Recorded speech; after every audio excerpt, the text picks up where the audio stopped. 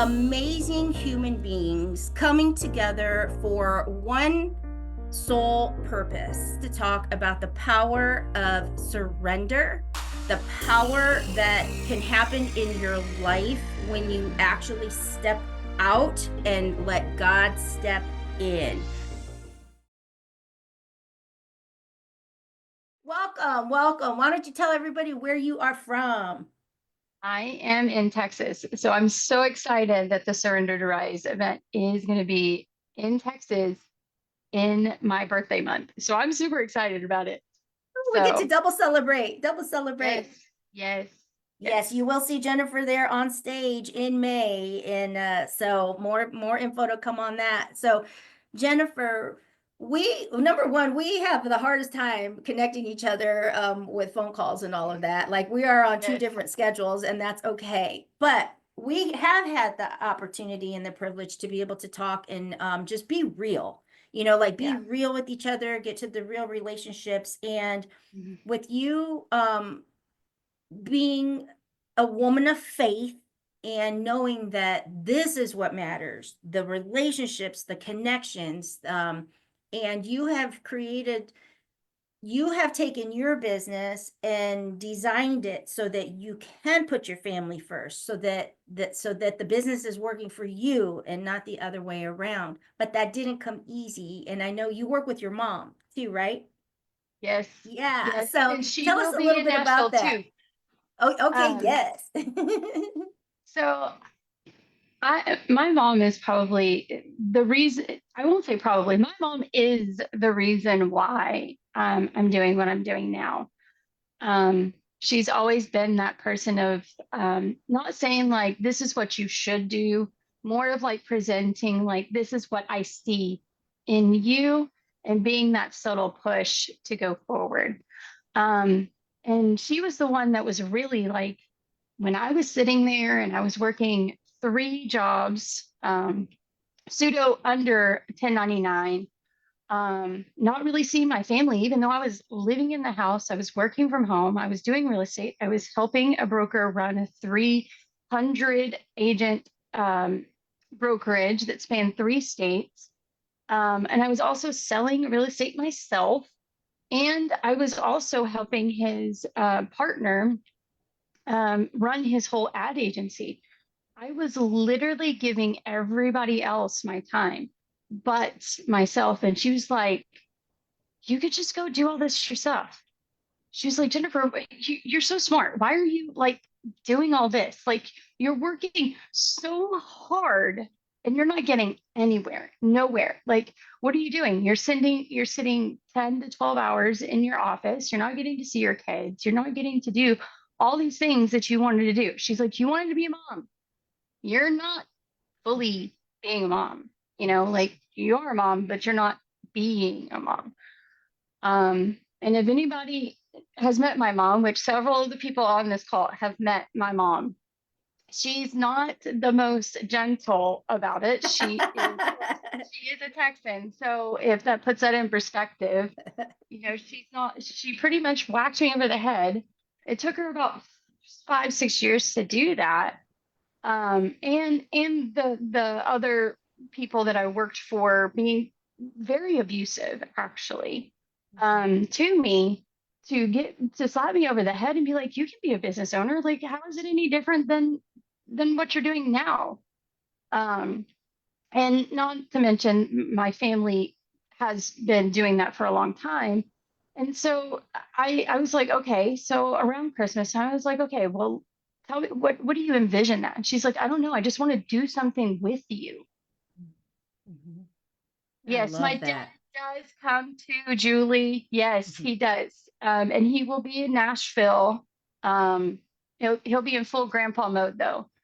Um, so yeah, like I was like, what is it? She's like, I just want to do something with you.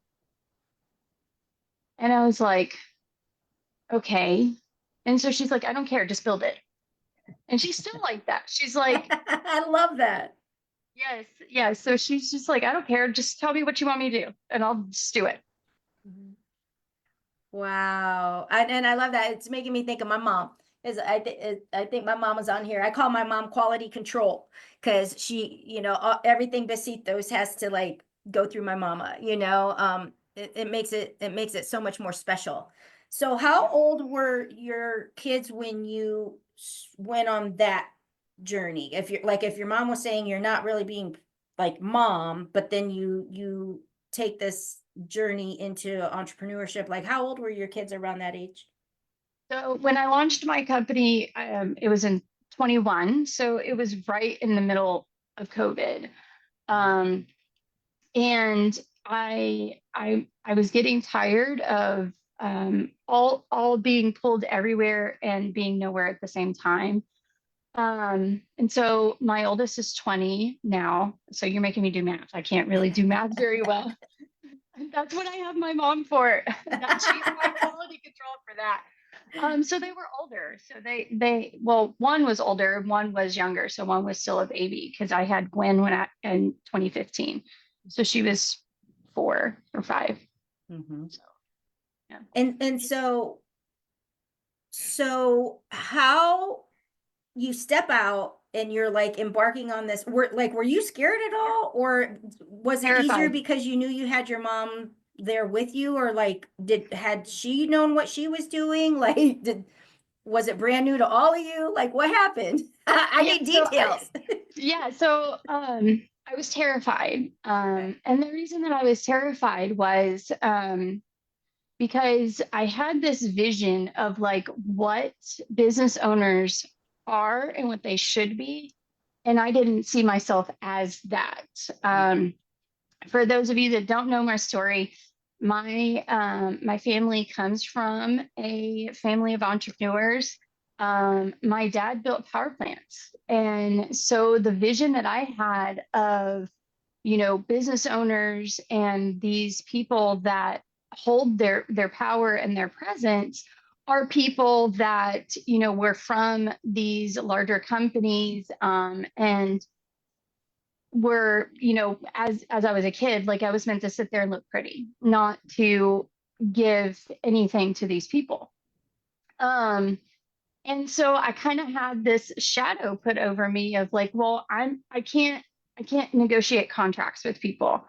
And my mom bursted that one pretty quickly because she's like, sweetheart, you're doing about 10 to 15 deals a year, and you're in real estate. You're negotiating contracts all the time with people. Why Um, is it that when it's so close to us, we just can't see it, right? yes, yes. And she was very quick to kind of pop holes in my bubble. And I love her for it. And I incessantly pick on her too, because she needs to come out of her shell also too. So we're getting there. But we're in a beautiful space now. Like our company is 4 years old. We have started bringing on other moms that want to stay at home and be present, while also making income for their families as well too. Mhm. And that's so important. That's a gift that you're giving. Now, did you feel called to this work, or how did it evolve that this is where you guys landed? It's a little bit of both. Mhm. I felt like, because of the boundaries that I had to set up because of the past experiences that I had, I felt like other people, especially other moms, they need to have that safe space where someone can go and say, you don't have to work nights. You don't have to work weekends. Like this is our office hours. This is when we're going to do client work. And then the rest of the time, go be present with your kids. And then if someone wakes up in the middle of the night and they're like throwing up and they message you, it's like, I have a sick kid. It's be like, mom first. Yeah. And I think allowing people to have that space of knowing, like, oh, I'm not going to get in trouble. There's no like demerit system or any of that kind of stuff that can be formed in corporate of like, oh, if I don't show up today, like I'm going to, be put on this list to be like let go because I'm not fully invested. Yeah. Um, and so A lot of my staff has been with me since I started, and they That's enjoy the awesome. work we Like do. like that's really awesome. Um that retention, you Yes, yes. know, especially, when you think of corporate world and they're like, we don't know why we can't keep people. It's like, hello. Yes. So for you and your mom, like, because I just love that you guys have built something together. In your space, do you guys have like a space that you're working together all the time, or are you kind of scattered and you just connect like this virtually? I love what you've built, and I love how you're helping, you know make it okay to be powerful yet be mom. Okay. And Yes. so the fact that you're working and have built this with your mom, to me, is awesome. So are you guys like working together side by side? So technically, we live in the same city. However, right now she's actually in Georgia. So yes and no. So sometimes we are working in the same vicinity, and sometimes they're traveling and she's doing her own thing. And then we're working virtually. So it's a little bit of both. Um, and it allows her to have the freedom to do, what she wants to do, which is also travel and go visit her friends all over the United States. And also, they're planning to go to a bucket list, which is the Galapagos Islands for my dad. So they're really excited about doing that. So it allows her to be able to have that too, of going and doing things and, experiencing life with my dad too. So So you had said earlier, like, speaking of your dad, like, growing up in the environment of kind of not feeling, yeah, when you're thinking of taking the step into business, but you didn't feel like you were in, can't remember the exact word you said. How did you overcome that? Because I'm sure there is somebody sitting here thinking like, but I have these ideas, and oh my gosh, could I start a business? Like, oh my gosh, what am I doing? But I'm not like all of them, right? So how have well, you overcome that? um, a lot of encouragement from a lot of different people. And then really just doing it, like just actually the act of doing it. I actually had the opportunity to speak to a community yesterday, and one of the ladies was like, she's like, I did all the healing and I did all this stuff, and she was still questioning it. And I said, well, the last part of that journey of healing is your body is now looking for that validation of all that healing and all the stuff that you're going to do and that you want to do. You have to actually go and do it. So it's not easy. I won't say like the first time that I got on stage that I was not sweating bullets. Um, I mean, even the first time I did a podcast, I was like, I don't know that I'm like ready for this. And my mom's like, no, you can do it. And I'm like, I gotta love the moms. so I love how they could just like see like through like everything, and they're like, oh, there's the nugget right there. Like, can you not see it? It's there. And so I love the fact that she's bold enough to say like, you should be doing this and you need to go out, you got to do this, like you're better at speaking than you think you are. um and so really loving that my mom is like still here to be like, Jennifer, go and do the stuff and stop sitting there and Yeah.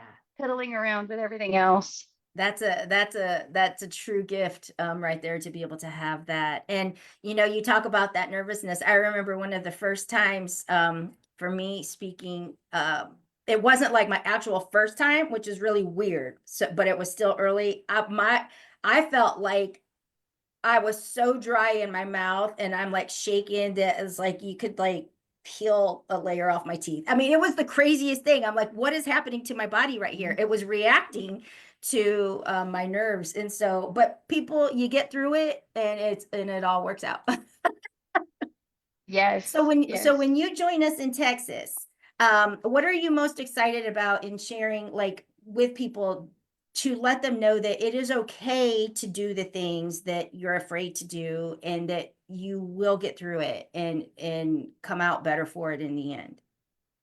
Yeah. Just knowing that there's a lot of people that do it anyway, even though they're terrified.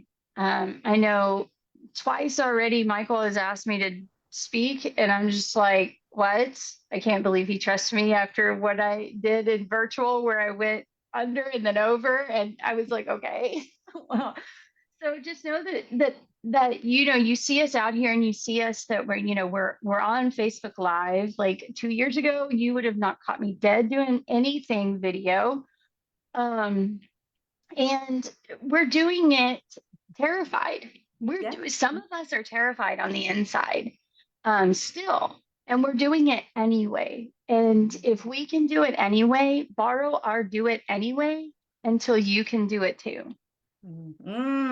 That's a good one. Borrow or do it anyway until you can do it too. That's I love that. Honestly, I love that.